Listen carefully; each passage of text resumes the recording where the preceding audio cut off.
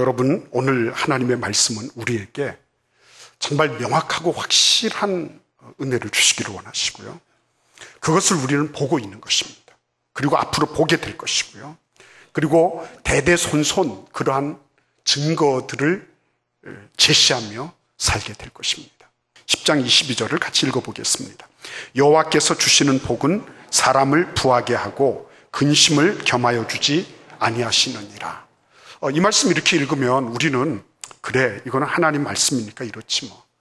그런데 현실은 그럴까? 이런 생각을 하는 거예요. 그죠? 현실은 그럴까? 아니, 삼성의 모자가 야구 경기를 보러 와서 여러모로 자기 구단이 이기니까 기뻐하고 좋아하고 이렇게 했어요. 그 좋은 겁니다. 그런데 그 한편으로 그 모자 안에는 뭐가 있겠어요? 그 남편과 아버지에 대한, 그죠? 병상에 누워있는 식물인간이 되어 있는 그 남편과 아버지에 대한 그늘이 있을 거란 말이죠.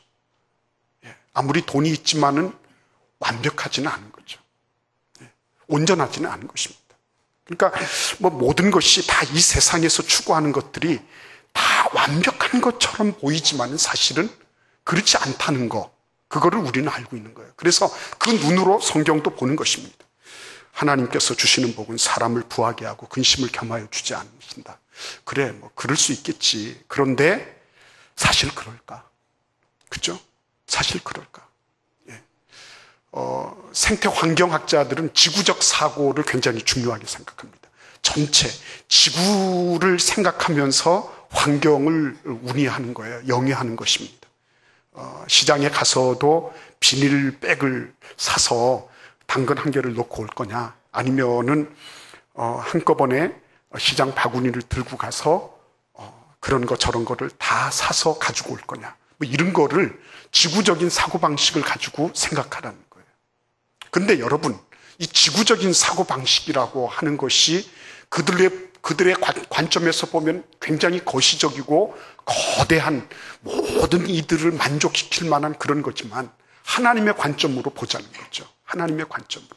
오늘 이 말씀도 어떻게 보면 지구적 관점, 경험적 관점으로 보면, 아니 그러면은 하나님이 가난하게 하신 사람을 복을 주지 않으신 건가? 예수님도 가난하다 그랬는데 그러면 예수님도 복 받지 못하신 거야? 내가 지금 이렇게 경제적으로 어려운 건 하나님이 나를 저주하셔서 그런 거야? 그리고 부자들도 보면은 부자들도 근심 없는 사람이 어디 있어? 다 있지. 이런 식으로 성경을 보면서, 그래서 성경은 이상적인 거야. 성경은 그냥 교회 안에서만 통용되는 거지 바깥에서는 역시 세상적으로 살아야 되는 거야. 이렇게 미리 예단하고 그렇게 단정 짓는 사람들이 얼마나 많은지 모르는 것입니다. 그래서 성경을 귀하게 여기지 않는 것입니다. 하나님의 말씀을 묵상하는 것이 그들에게 있어서는 신문 한쪽을 보는 것보다도 훨씬 덜한 것처럼 느껴질 수 있는 것입니다. 오늘 이 말씀을 보면, 그래, 하나님께서 주시고자 하시는 복은 뭡니까? 하나님께서 주시고자 하시는 복은 제한적인 복이 아니라는 것입니다. 하나님이 주시고자 하시는 복은 부분적인 복이 아니라는 것입니다. 하나님은 온전한 것을 우리에게 주기를 원하신다고 말씀하고 계신 것입니다. 그렇기 때문에 여러분, 우리는 이 하나님이 주시고자 하시는 이 복을 마음껏 누려야 될 그러한 은혜와 기회를 가지고 있는 것입니다. 맨 먼저 우리가 한번 이 말씀을 읽도록 하겠습니다. 23절 말씀을 읽겠습니다. 미련한 자는 행악으로 낙을 삼는 것 같이 명철한 자는 지혜로 낙을 삼느니라. 아멘. 여러분, 여기 보시면 미련한 자와 명철한 자는 IQ로 판결되지 않습니다. 판단되지 않아요. 미련한 자와 명철한 자는 그 사람이 무엇으로 낙을 누리고 있느냐, 여기에 달려있다는 것입니다. 잘 살아도 못 살아도 그 사람이 낙을 누리는 것이 다 있는 것입니다. 잘 배우든 못 배우든 그 사람이 즐거워하는 것이 있는 것입니다.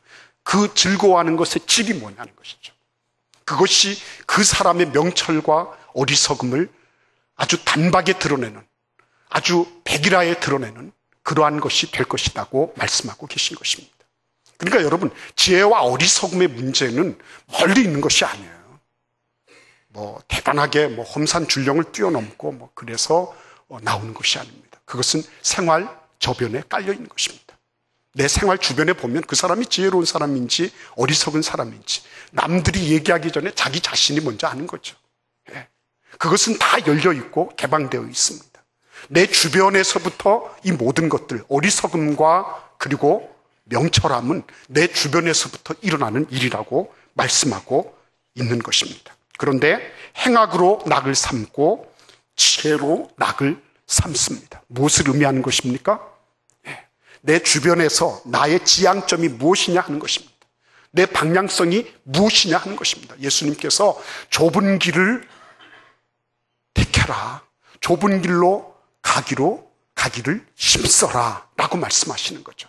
그런데 그 넓은 길과 좁은 길, 거기에서 의도적으로 나의 방향성을 채택할 수 있는 것, 내가 의도적으로 그러한 일들을 내가 선택하고 그것을 결행할 줄 아는 것, 이게 복이라고 하는 것입니다. 하나님이 완벽한 복을 기계적으로 그냥 자동적으로 너 예수 믿으니까 완벽한 복을 그냥 다 받아 누려라. 맞습니다. 예수님 안에는 그 모든 복이 다 있습니다. 그럼에도 불구하고 그러한 복들을 내 삶 속에서 체현하고 실현하는 것은 각자가 어떠한 길을 선택하느냐, 거기에 달려 있는 것입니다. 그래서 사단 마귀는 끊임없이 하나님의 말씀이 들려오는 것을 방해합니다. 끊임없이 하나님의 말씀을 저해합니다. 하나님의 말씀이 순수하고 순전하게 전해지고 그 말씀에 대한 것들을 아주 옥토와 같이 받아들이는 것을 사단 마귀는 방해하는 것입니다. 어떻게 해서든지 왜곡시키고 어떻게 해서든지 부정적인 것으로 만들어 놓고 어떻게 해서든지 아무것도 아닌데 하나님의 말씀이 제대로 들어가지 못하도록 그렇게 들쑤시러 놓는 것입니다. 그렇기 때문에 지혜로운 사람이 그 사람이 어떤 방향을 추구하느냐, 그 사람의 지향성이 뭐냐, 이것은 모든 복에 있어서 기본이 되고 기초가 되는 복이라고 말할 수 있는 것입니다. 너희는 먼저 그의 나라와 의를 구해라 라고 말씀하실 때 그의 나라와 의를 먼저 추구하고자 하는 것은 방향성의 문제가 있기 때문에 그런 것입니다. 내가 추구하고자 하는 것이 무엇이냐, 내 마음속에 들어오는 것이 무엇이냐, 그 단초를 내가 먼저 제압하지 않으면 그때부터는 질질 끌려가도록 되어 있기 때문입니다. 그래서 끊임없이 하나님의 완벽하고 온전한 복, 주님이 주시기를 원하시는 그러한 복을 누리기를 원하는 사람은 오늘 말씀처럼 내가 지금 무엇으로 낙을 삼고 어떤 방향을 지향하고 있는지 자기 방향성에 대해서 비판적으로 사고할 수 있는 사람인 것입니다. 우리 잠언 10장 28절 말씀을 같이 읽어보겠습니다. 의인의 소망은 즐거움을 이루어도 악인의 소망은 끊어지느니라. 의인의 소망이나 악인의 소망도 다들 어떻습니까? 자기가 즐거워하고 기뻐하는 것입니다. 자기가 그것을 통해서 야, 이거는 정말 해볼 만한 것이다 라고 생각하는 것입니다. 그러나 결국은 결과가 다르다고 말씀하고 있는 것입니다. 처음에 단추를 잘 여미는 것, 이것이 결과와 연관된다고 말씀하고 있는 것입니다. 자, 그러면 이 경량성의 복, 방향성의 복을 우리가 처음 출발점으로 삼았다면 24절을 같이 읽어보겠습니다. 악인에게는 그의 두려워하는 것이 임하거니와 의인은 그 원하는 것이 이루어지느니라. 아멘. 하나님이 주시는 복은 그 과정상의 특징이 있습니다. 이 세상의 관점은 과정보다도 결과를 빨리 얻고자 하는 것이죠. 이 세상은 빨리빨리 열매를 보고자 하는 것입니다. 그런데 하나님은 과정에 대해서 깊은 관심을 가지고 계신 것입니다. 인생의 결과와 운명을 결정하는 것은 의롭거나 사악하거나 관계없이 어떤 개인이나 집단이 오랜 기간에 걸쳐서 형성하는 그러한 인격과 생활 습관, 사고의 누적을 통해서 나타난다는 것입니다. 일회적으로 갑자기 하나님이 복을 팍 주셨다가 그래서 너는 한번 복을 받았으니까 영원히 지속해라 이렇게 말씀하시는 게 아니라는 것입니다. 솔로몬은 그런 의미에서 보면 대단한 은혜를 누렸던 사람이에요. 그럼에도 불구하고 솔로몬은 그의 말년이 결코 편안하지 않았습니다. 그리고 그의 아들 때에는 나라가 쪼개지는 그런 아픔을 느껴야 했어요. 안타까운 일입니다. 여러분 기억하십시오. 크레이그 바돌료무라고 하는 그런 그 신학자가 있습니다. 그분이 뭐라 그러냐면 의인은 재앙으로부터 보호되거나 구원받아서 땅에서 안정된 터전을 마련한다고 생각하는 그런 소위 기계적이고 자동적인 관점, 이런 관점은 잠언 말씀을 읽어보면 그게 아니라고 말하고 있는 것입니다. 이례적이고 개별적으로 한 번 잘할 수 있어요. 한 번 사랑하고 한 번 헌신할 수 있어요. 그러나 이것이 어떻게 지속 반복되고 누적되느냐, 이것이 다르다고 하는 것입니다. 우리가 불교에서 말하는 적선 이런 거를 얘기하는 것은 아닙니다.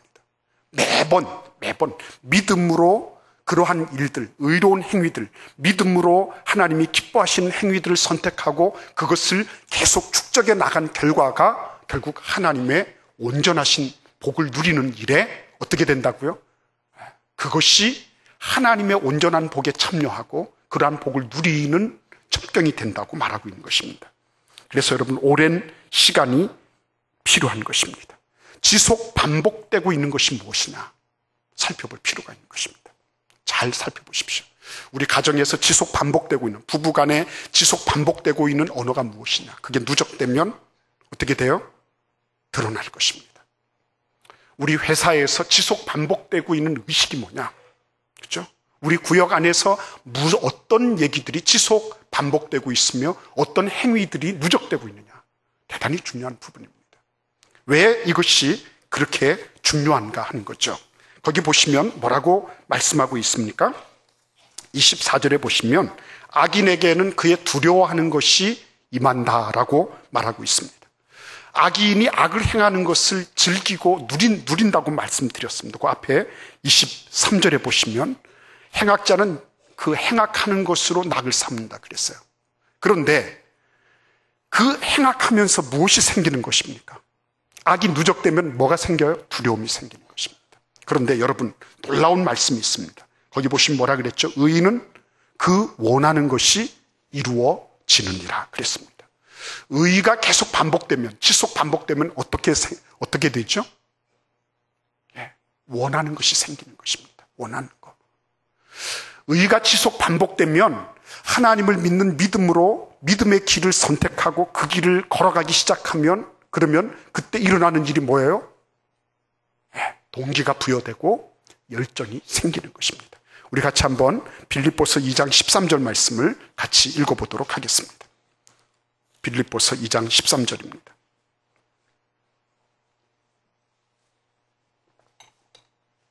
같이 읽겠습니다. 너희 안에서 행하시는 이는 하나님이시니 자기의 기쁘신 뜻을 위하여 너희에게 소원을 두고 행하게 하시나니. 아멘. 너희 안에 행하시는 이는 하나님이시다 그랬습니다. 그래서 자기의 기쁘신 뜻을 위하여 너희에게 소원을 두고 행하게 하신다 그랬어요. 소원이 생겨요. 소원이 생겨. 하고 싶은 것이 있습니다. 눈빛이 다르고 말이 다르고 지향하는 바가 틀립니다. 왜?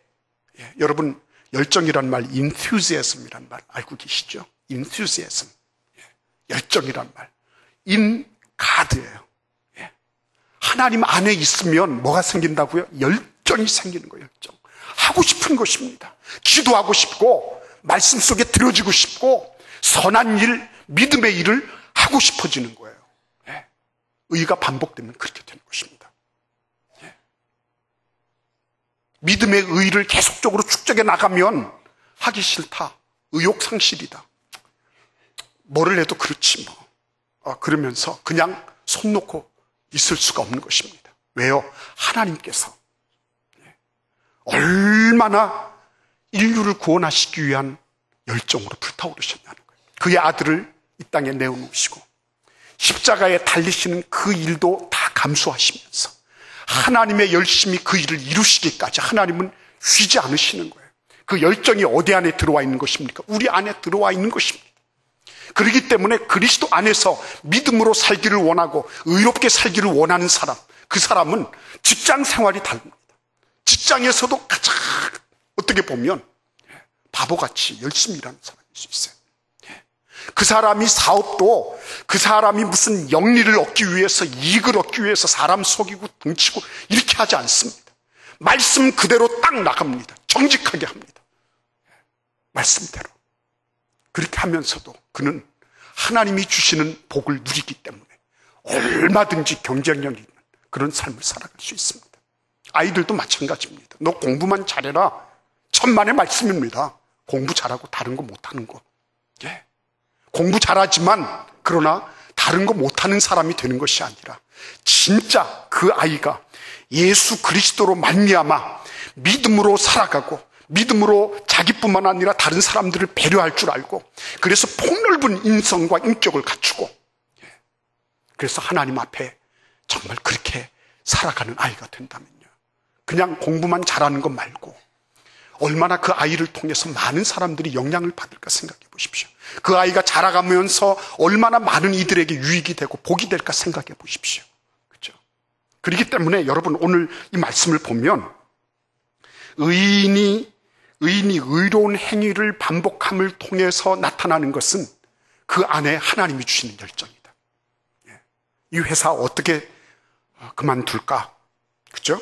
내가 언제 이거를 사표를 내고 딴 데를 갈까? 이런 거 하기 전에 내가 나에게 주어져 있는 그 모든 시간 동안 나의 최선을 다 집중할 줄 알고요.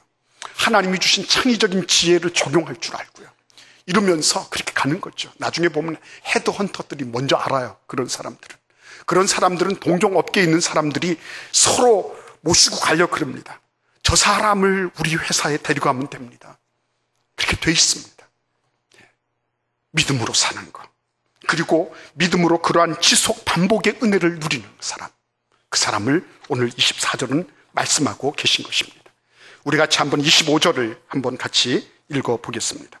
회오리 바람이 지나가면 악인은 없어져도 의인은 영원한 기초 같으니라. 아멘. 잠언 10장 30절 그 아랫절에 보시면 이렇게 돼 있어요. 의인은 영영이 이동되지 아니하여도 악인은 땅에 거하지 못하게 되느니라. 이렇게 말씀하고 있습니다. 이게 뭘 의미하는 것입니까? 의인과 악인의 결과가 판이하게 다르다는 것입니다. 그렇죠? 악인의 결과는 어떻습니까? 존재 자체가 없어지는 거예요. 잠시 한 번 반짝일 수 있어요. 한 번 솟아날 수 있고 한 번 이렇게 사람들의 관심과 시선을 끌어모을 수는 있습니다. 그러나 그것이 영원히 가지 않습니다. 문제는 거기에 있습니다. 악한 행위, 악한 시도들, 좋지 못한 이 모든 것들, 그건 하나님의 이 세상을 창조하시고 그의 아들을 보내신 하나님의 그 운동 방향과 전혀 다른 것입니다. 그렇기 때문에 어떻게 된다고요? 악인은 회오리 바람 한 번 치고 나면, 한 번 불고 나면 없어지는 것입니다. 비가 오고 창수가 날 때 여지없이 무너지는 것입니다. 좋을 때는 다 좋지만 한 번 비가 내리고 창수가 나고 그리고 엄청난 물결이 그 집을 향하여 밀어닥칠 때는 견딜 수가 없는 것입니다. 악은 결국 무너지는 것입니다. 우리 같이 한번 시편 1편 말씀을 같이 읽겠습니다.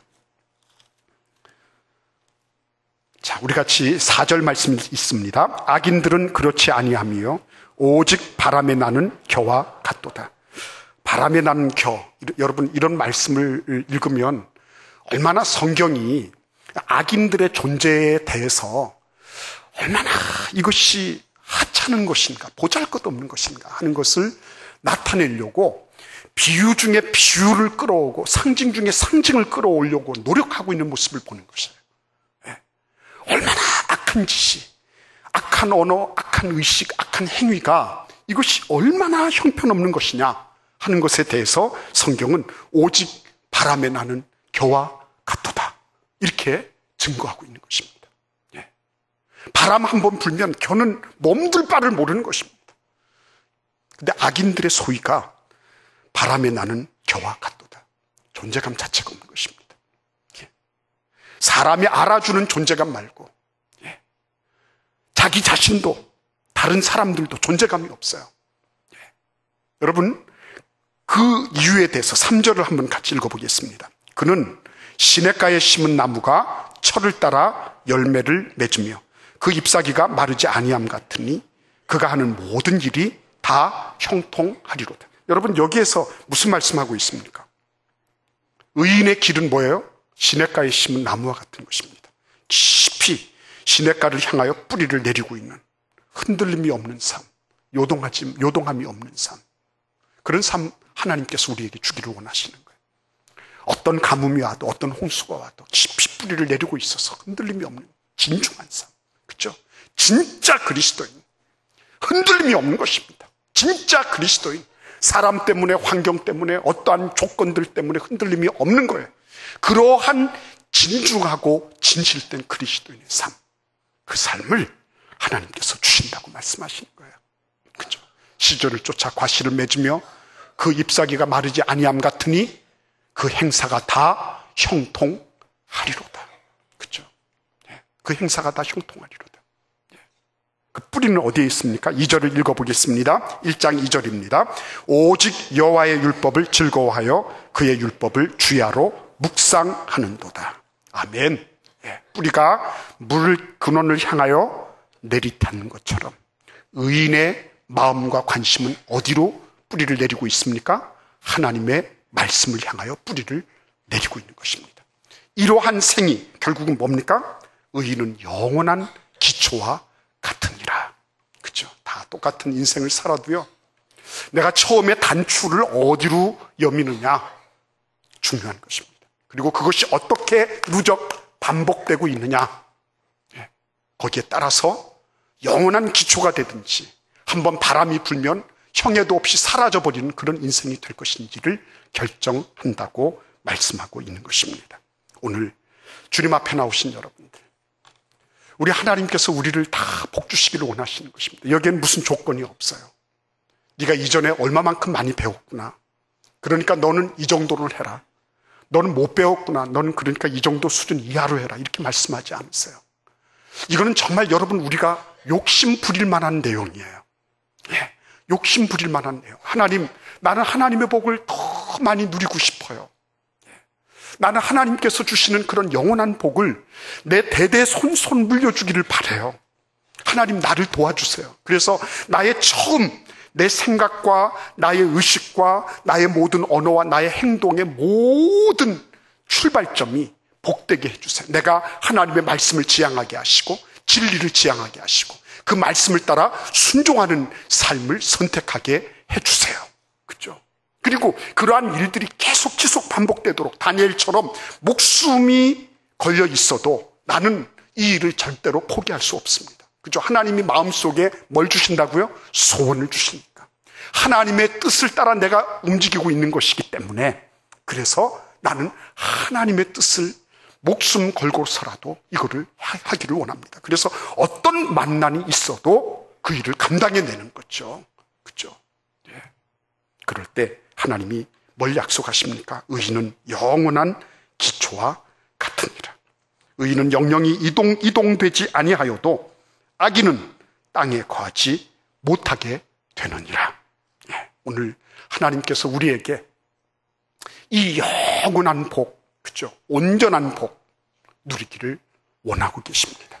어느 누구든지 다 누릴 수 있습니다.